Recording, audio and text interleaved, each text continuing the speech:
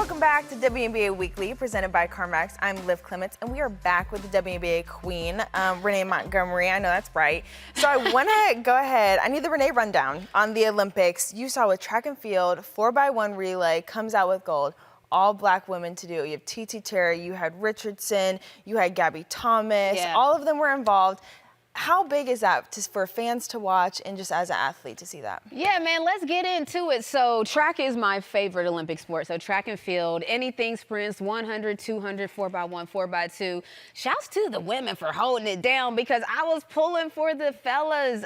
It was tough. It was a tough blow, but we did get on the men's side. The men's fastest man in the world is a U.S. guy. But this right here, man, somebody get into this. We got Sha'Carri. I'm telling you right now, I couldn't have wanted it more for her to win the 100. I was screaming, I was going through it, but then they came back with the 4x1, won that. Shouts to Sydney, who just keeps on breaking her own record over and over. That's a different level of greatness when you break your own record. And then, you know, when you look at the other sports, we have Katie Ledecky with let me give them their shine. Yes, the 4x100 Olympic champions, they won gold. And this moment right here where she was screaming, you could just feel all the energy. I mean, we have to remember that she couldn't even compete last Olympics due to some technicalities. And so for her to come back and just be on top of the world, I talked about Sydney. Now, Sydney is on another level. That is an understatement of the century because who breaks their own record and then does it again and again until where you do it 6 times in a row, Sydney? Like, does anybody want to challenge Sydney? I hope not. I love it for her. So it's just an exciting time for women's sports in general because we're talking about that momentum.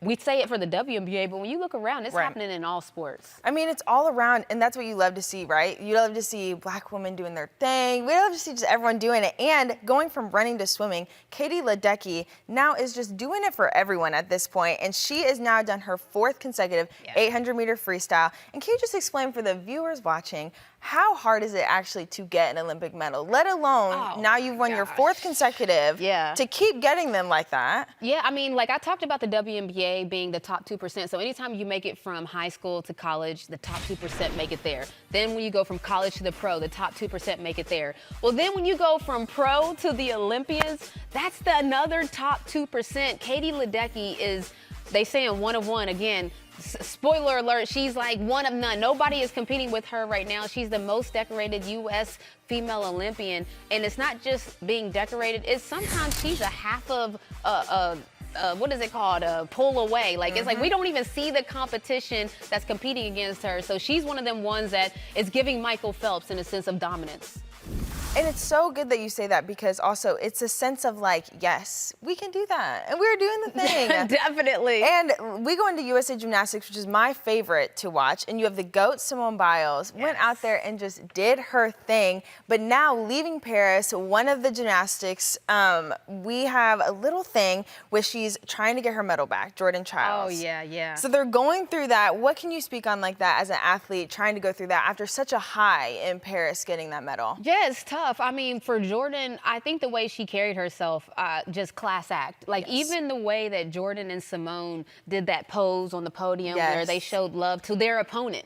Like, that's another thing. It's like, we're athletes, we're competitive, but in that moment, they wanted to show love to another opponent that they know probably put in that same blood, sweat, and tears. Now, we go from that moment where we're loving it to where now Flavor Flav had to give Jordan, come on, Flavor Flav had to give Jordan Childs her own medal just in case. This reads as we continue to celebrate the success of Team USA Gymnastics. Basically, they're still working to figure out the situation with Jordan.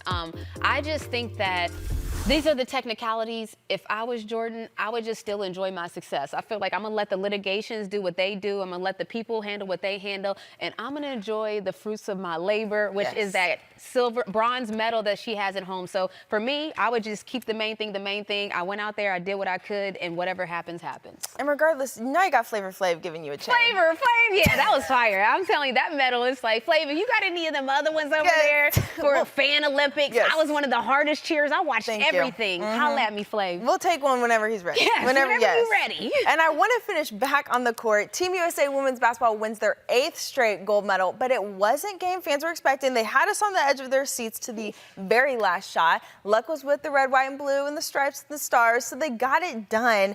But watching that, how amazing was that for you to watch? Man, it was crazy because a lot of times we go into the women's games thinking that it's not going to be a close game, thinking that we're going to dominate, and it was fun to watch. It was fun to watch the USA women's team figure it out. The men had done it the day before. They was in a barn burner with France, the same team, same environment, so they were an away team. This was obviously in a home court for Team France.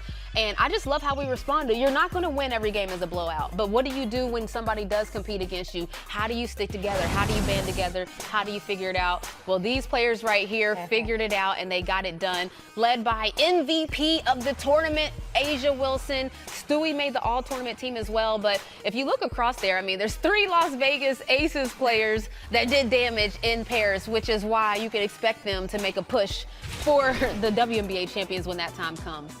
And of course, it's interesting because All-Star 5 of Paris 2024, you had Gabby Williams with France, you had Rihanna Stewart with USA, and Alana Smith with Australia. They just all got it done. And that's awesome because now, there you go, all tournament, first team right there. Definitely. And they all got it done during the Olympics. All WNBA players. That's all WNBA players right there. Gabby Williams is going to be a sought-after free agent. And come on, and look at that. Thursday to now. And this is what I mean by USA basketball. It's a long journey. I started playing USA basketball, I think, around like 14 and under. Hence this outfit that I got on. There we go. Probably got it when I was younger, and yes, it still fits. And this is them. Like, they've probably grown up in the system, and to now win gold medals together, I know that has to be an experience.